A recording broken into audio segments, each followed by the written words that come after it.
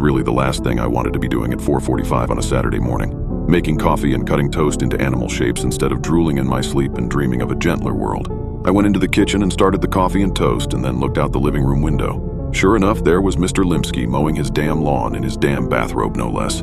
That was another thing that I had no desire to do. Get into it with him about this, or really talk to him about anything ever beyond a friendly wave and a howdy neighbor. By the time I was awake enough to form a coherent thought, it was almost 6 o'clock. And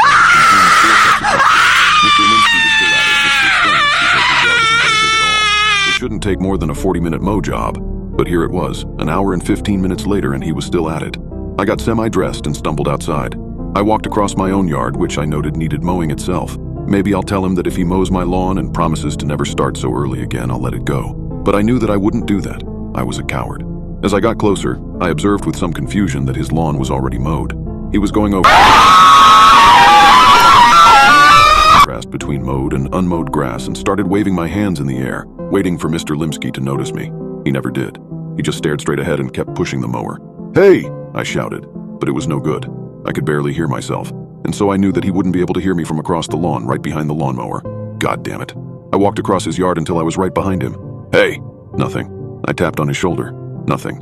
He just kept pushing the lawnmower onward over the already mowed lawn. I didn't know what to do. I'll catch him after he finishes, I guess. He's in the zone. I shrugged and was getting ready to turn back to my house when I saw a trickle of what was presumably urine run down his bare leg. Jesus. I went back to my house and opened the door. Vanessa was reading a book to Keegan. She stopped when I came in and looked up. "Well, he couldn't hear me. I'll go over there once he stops. He's got to stop sometime, right? And, well, I'm a little worried about him, honestly. I saw him, wet himself."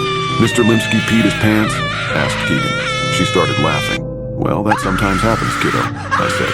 "You used to do that. We do that a lot when we're kids, and then we don't do it for a while, and then when we get older, we sometimes do it again." That gave her something to think about anyway. "Huh," said Vanessa. "There's more," I said. "He's already done with the lawn. He's just going over it a second time. Maybe he missed a few spots?" "Nope, it's perfect. Not a blade of grass higher than any other blade of grass?" said Vanessa. "That is strange. Do you think he's okay? Should we call somebody?" I shrugged. "Who are we going to call? The police? Tell them that our retired neighbor is mowing his lawn twice while peeing himself. What will they say to that?" Asterisk. By 8 o'clock I was done cooking the bacon, and Mr. Limsky was still at it, mowing his lawn for what must have been the 5th time. I tried not to think about it, but it was hard. "After breakfast we should go somewhere," I said. "It's a beautiful day. No sense staying cooped up all day."